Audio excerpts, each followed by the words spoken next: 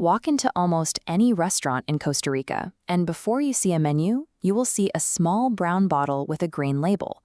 This specific sauce sits on 99% of restaurant tables across the entire country. If you are visiting from North America, do not expect a Mexican-style hot sauce. It contains 0 capsicum heat. It is not soy sauce, and it defies the usual expectations of a regional condiment. Its universal presence, despite lacking extreme spice or saltiness, is the result of a very specific vegetable-based composition. The sauce is thin, smooth, and savory. It carries a high acidity and a slight sweetness, but the dominant notes are heavy hits of cumin and black pepper. Locally, it is known as salsa inglesa, or English sauce. Because of its color and umami base, it is often compared to Worcestershire sauce, British HP sauce, or pica-peppa sauce. That flavor is the non-negotiable foundation of the national breakfast, Gallo Pinto. To get this signature deep brown color and depth of the rice and beans, you have to fry the mixture directly in the sauce. This makes the condiment more than an optional topping.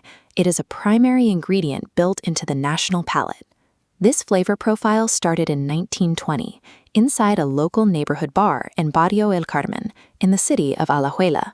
The bar owner, Don Prospero Jimenez, wanted to set his food apart. He began experimenting with a unique pickled vegetable mixture, or encurtido, to serve to his patrons. The reaction was immediate. Regulars liked the taste so much that they started bringing their own pots, pans, and glass jars from home just to buy bulk refills of the sauce. This analog word-of-mouth demand proved the mixture was a household necessity, requiring production levels that a single bar could no longer provide. To scale up, Jimenez needed capital. He partnered with a wealthy local factory owner who happened to share his first name, Don Prospero Lizano.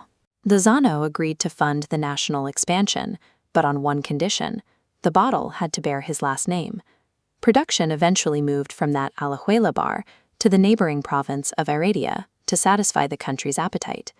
The brand remained domestic for 70 years, until the corporate buyout by Best Foods in 1991. Ownership later shifted to the global conglomerate Unilever, but the classic formula and its reliance on local agriculture remained unchanged throughout these transitions.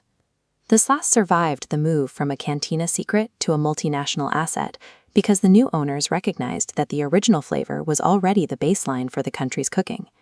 Today, the sauce functions as both a marinade for meat before it hits the grill and a tableside squeeze for nearly every dish.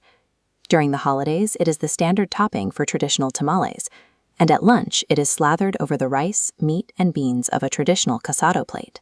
Because it is used in everything from morning rice to holiday tamales, the sauce is a constant presence across every meal of the day.